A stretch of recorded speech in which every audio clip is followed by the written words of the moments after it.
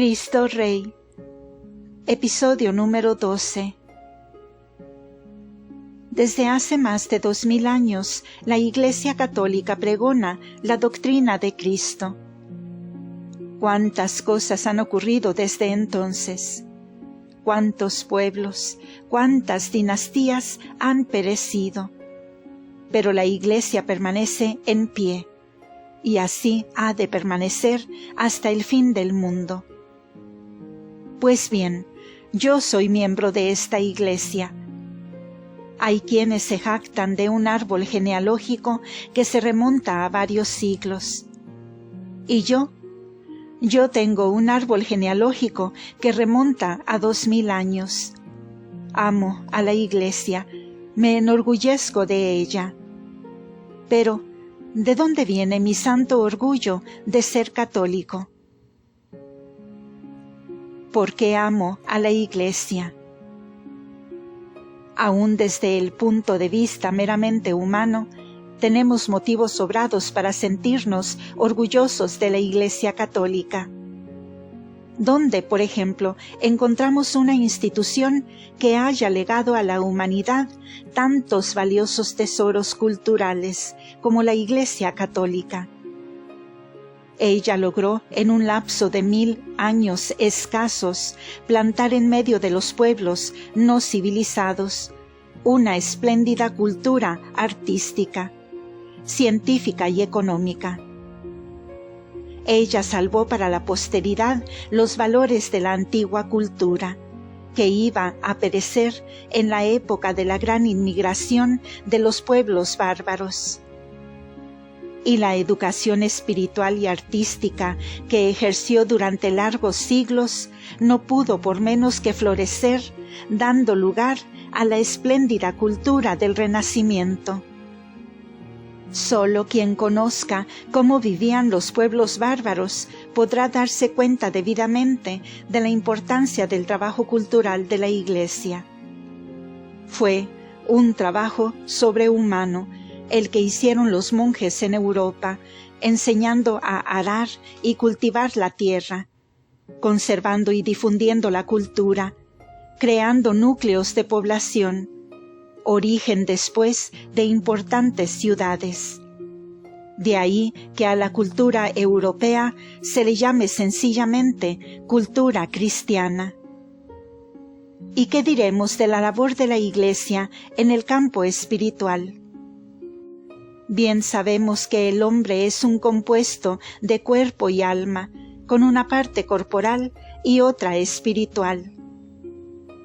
La vida corporal la recibe de sus padres. La vida espiritual, la de la gracia, se la debe a la Iglesia, su madre. Ella tiene por esposo a Jesucristo, y de él recibió el encargo de hacer crecer la vida de la gracia en las almas, para que lleguen a ser en verdad hijos de Dios.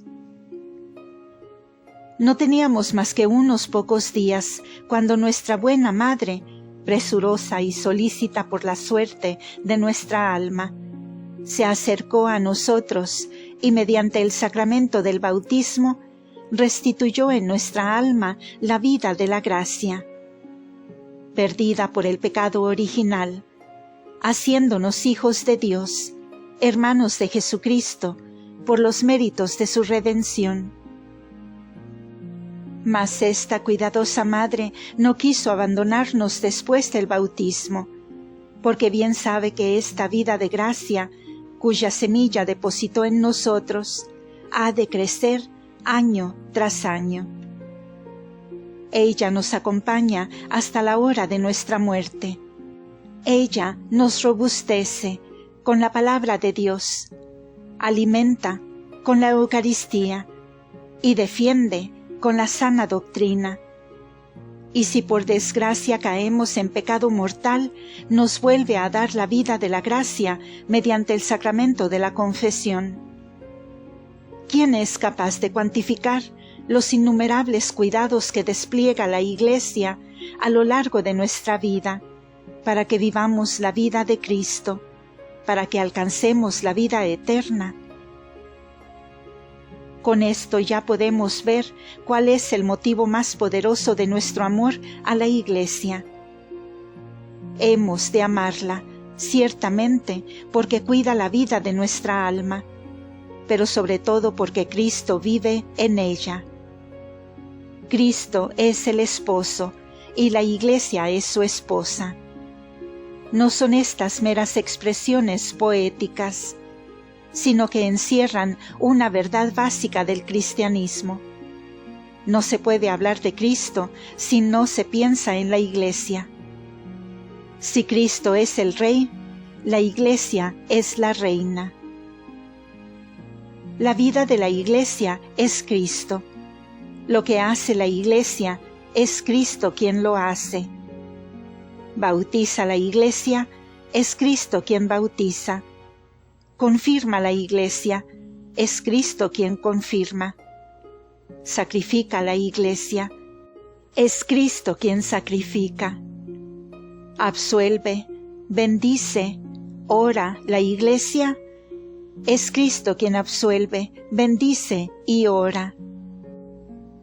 Sí, la Iglesia es la continuación de la vida de Cristo. El sacerdote, el obispo, el Papa no son sino ministros, vicarios de Cristo. Esto es el centro de la Iglesia. Por eso las iglesias católicas se construyen en orden al altar. El altar representa a Cristo, sacerdote y víctima. La Iglesia católica es el mismo Cristo, que continúa viviendo entre nosotros. ¿Nos damos cuenta de lo que esto significa? La Iglesia no es una sola filosofía, por muy espléndida que sea, ni una moral encomiable. La Iglesia católica es el Cristo que permanece entre nosotros. Cristo vive entre nosotros en el sagrario. ¿Qué hace allí el Señor? Él sigue obrando, haciendo el bien. Mi Padre hoy, como siempre, obra incesantemente y yo hago lo mismo, dice en San Juan 5, versículo 17.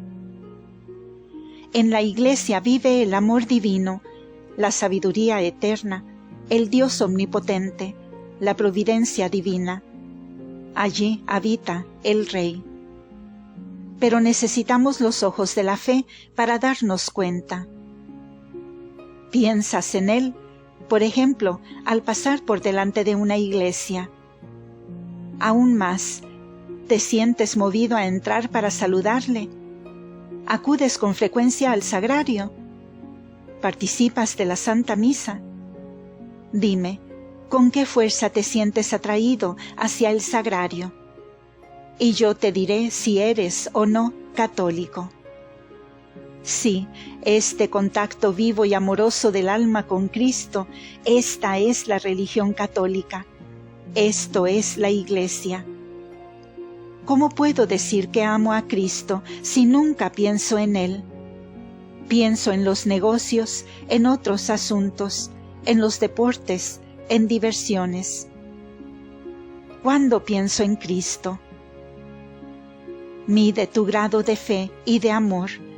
Si te sientes atraído menos por el sagrario que por otras cosas, estás enfermo del corazón.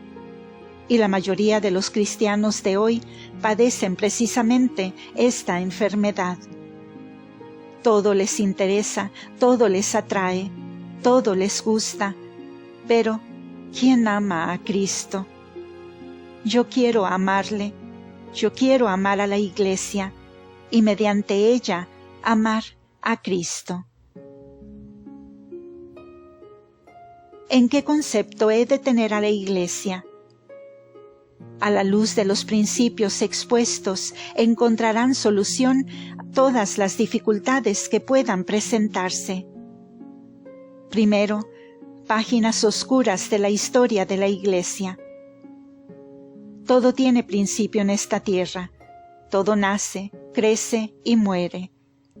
De niño se pasa a joven, hombre maduro, anciano, y al final se muere. Hasta los imperios más poderosos tuvieron su niñez, su crecimiento, su edad de oro, su apogeo. Después vino la decadencia, la postración y el acabamiento. La Iglesia Católica, por tener un componente humano, también experimenta de algún modo en su historia épocas de prosperidad y otras de decadencia, pero siempre permanece y no muere. Aún más, ha habido tiempos en que la Iglesia Católica, en que humanamente hablando parecía condenada a desaparecer. Ahora, gritaban con entusiasmo sus enemigos, está agonizando. Está claro que llegó su final. Pero ahora viene lo admirable. Precisamente cuando peor estaba, la Iglesia adquiere nuevos bríos y de una manera incomprensible se consolida y rejuvenece. ¿Cómo se entiende esto? ¿Qué misteriosa fuerza tiene la Iglesia para resistir a todas las leyes humanas y rejuvenecerse cuando estaba a punto de sucumbir? Del tronco envejecido rebrotan nuevas ramas, una vida joven y pletórica como nunca. Esta fuerza misteriosa demuestra claramente que la Iglesia Católica no es mera institución humana, sino una institución divina que tiene la promesa de nuestro Salvador. Estad ciertos que yo estoy siempre con vosotros hasta la consumación de los siglos. Para demostrar esto, no se necesita la fe. Basta conocer la historia. Continuará.